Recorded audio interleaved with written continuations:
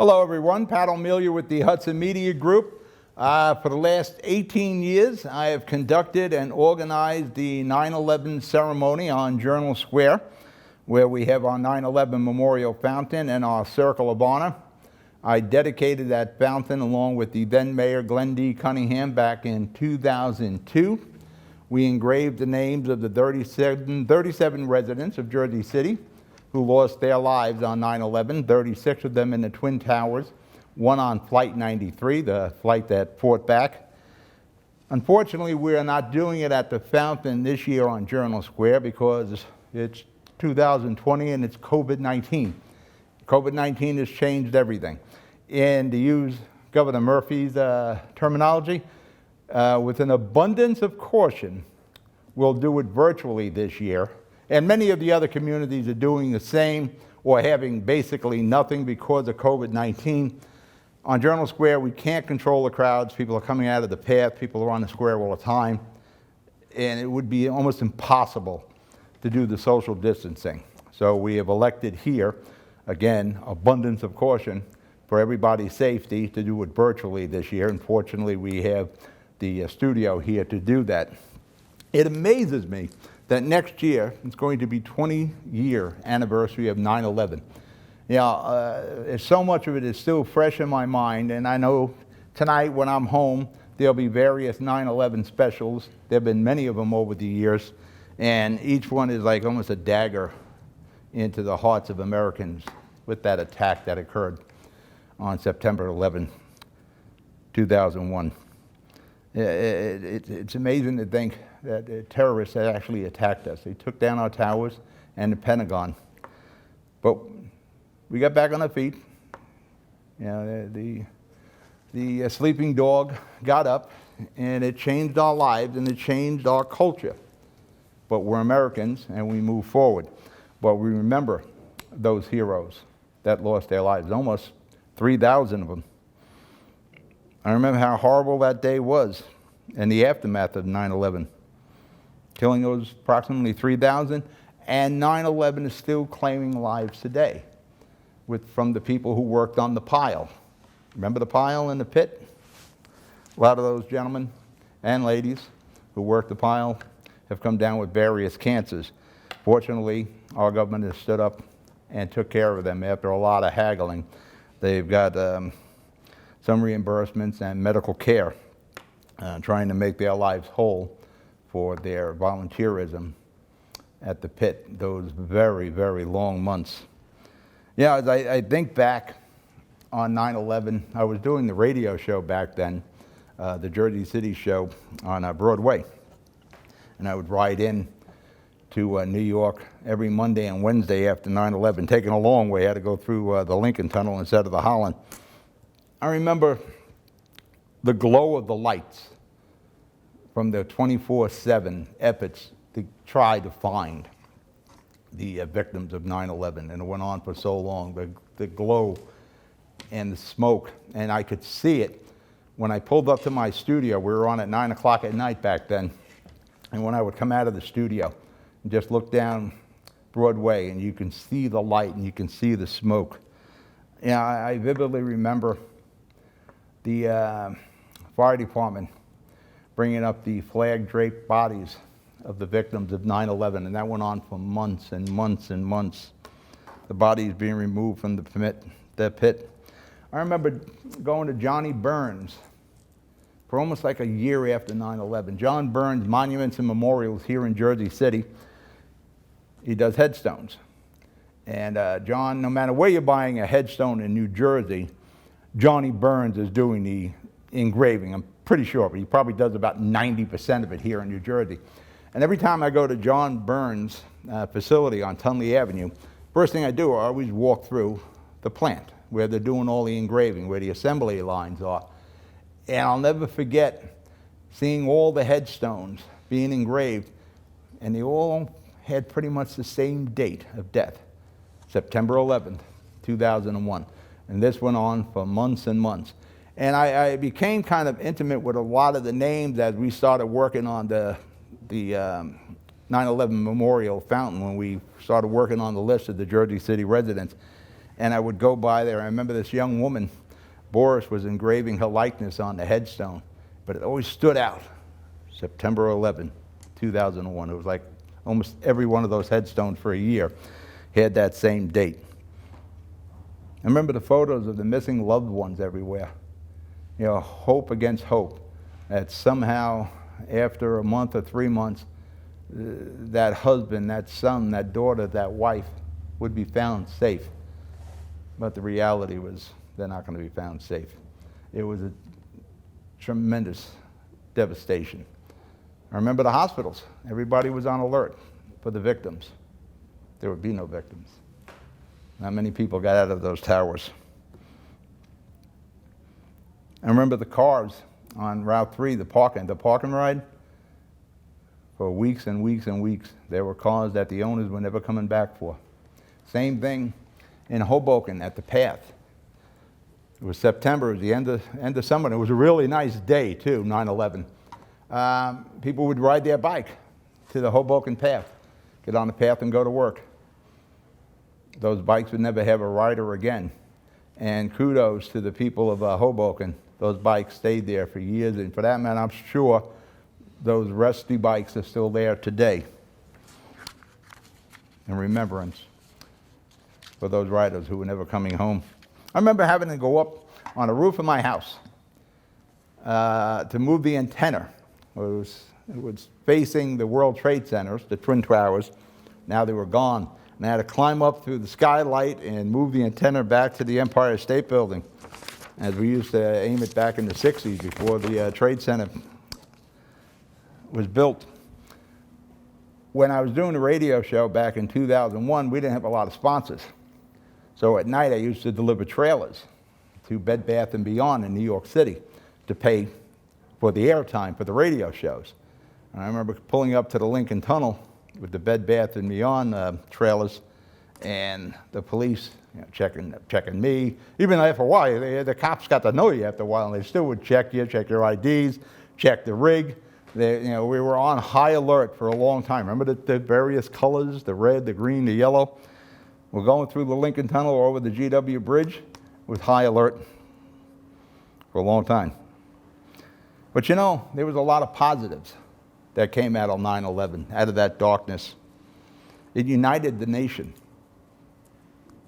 It was as if we all said the Pledge of Allegiance again, simultaneously. We were all Americans. There was the patriotism that we're lacking today. Flags flew everywhere. Bayonne must have cornered the market on flags. Every house in Bayonne had a flag out there. Same thing with Jersey City, but Bayonne has a lot more two-family homes out there. Flags were everywhere. There was no concern at all about waving the American flag. There were no Democrats or Republicans in Washington then. They were all Americans doing the business of the people after the attacks of 9/11. Can use some of that today.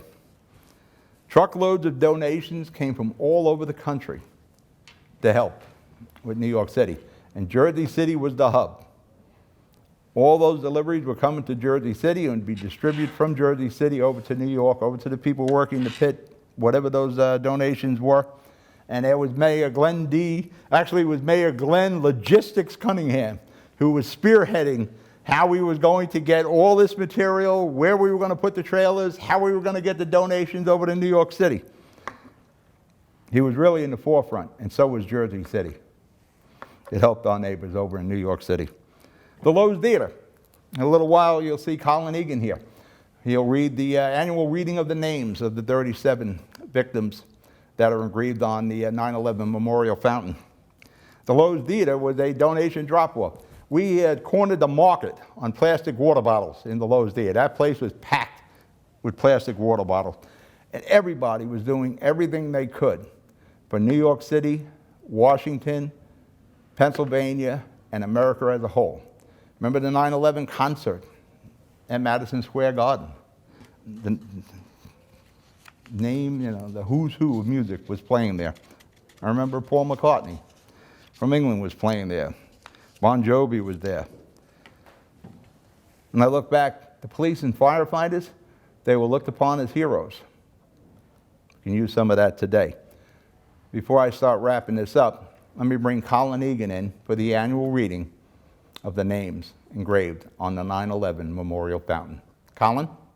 In this year, when we've lost so many people to an unexpected but deadly attack by a virus, it's important to remember those who were lost to another kind of surprise attack by a different kind of murderous foe. These are the names of the Jersey City residents who died on 9/11 19 years ago. Nancy C. Farley, Anne Marie Salarin Ferreira, Boyd A. Gatton, Rosa J. Gonzalez, John Cohane, Bhawani Divi Kumaraj, Se Leku, Andrew LaCourte, Leon Leber, Wiring Lin, Alan Linton, Jerome R. Lohez, Manuel L. Lopez, Joseph Lavero, Valenska Martinez Rivera, Francis J. Nazario, Angel Perez Jr., Ada Rosario, John S. Schlissel, Thomas F. Swift, Zanita Zoe, Edward R. Vanacore, Nathaniel Webb, John C. Willett, Su Chung Wong, Matthew D. Yarnell, Alec Agarwal, Ivan Kayoff Barbosa, Andrew Delabella, Sherry Ann Bordeaux, Edward Calderon, Shwana Shalazini, John R. Cruz, Jamal L. DeSantis, Christopher Dinkoff, Samantha Egan, and Barbara G. Etzold. May they rest in peace.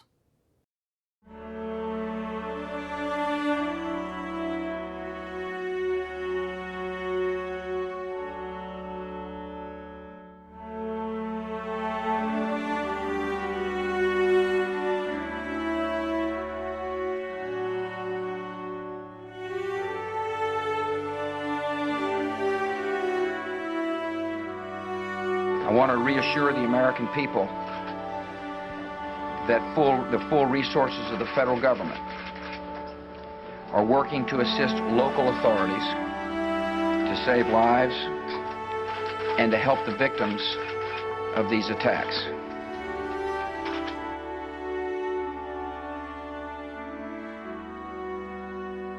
These acts of mass murder were intended to frighten our nation into chaos and retreat. But they have failed. Our country is strong. A great people has been moved to defend a great nation.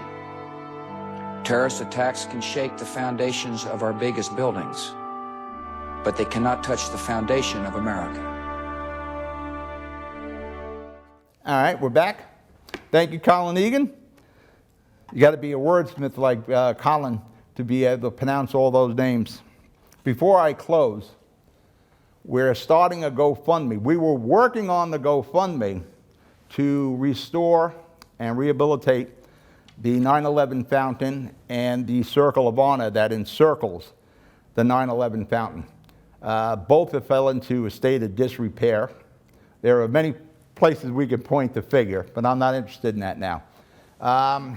Mayor Fulop has given me the okay to start raising funds to bring the 9/11 fountain back to its original glory. At one time, it actually pumped water, and to restore the Circle of Honor. We damaged the Circle of Honor ourselves. When I say we, the city of Jersey City. Whether it's the farmer's market, DPW trucks, snow plows, driving up and back and forth, we crushed a lot of the engravings that make up the Circle of Honor. I'm sure we're showing you some pictures of that now. I was working, before I got to the podium, I was working on the GoFundMe to send it out there, but they said I'm not ready to start my campaign, but I wanted to get this done. So once I'm finished here, I'll get back on the GoFundMe. We're going to replace all the paving stones that make up the Circle of Honor. We're going to update a lot of the information in the first group, the first 25 it was just named. As we went on year after year, we would add 4 or 5 people each year. We put a lot more information on the paving stones. Those first 25 will give a little more information. In that circle of honor, there were 5 of our Jersey City cops that lost their lives in the line of duty.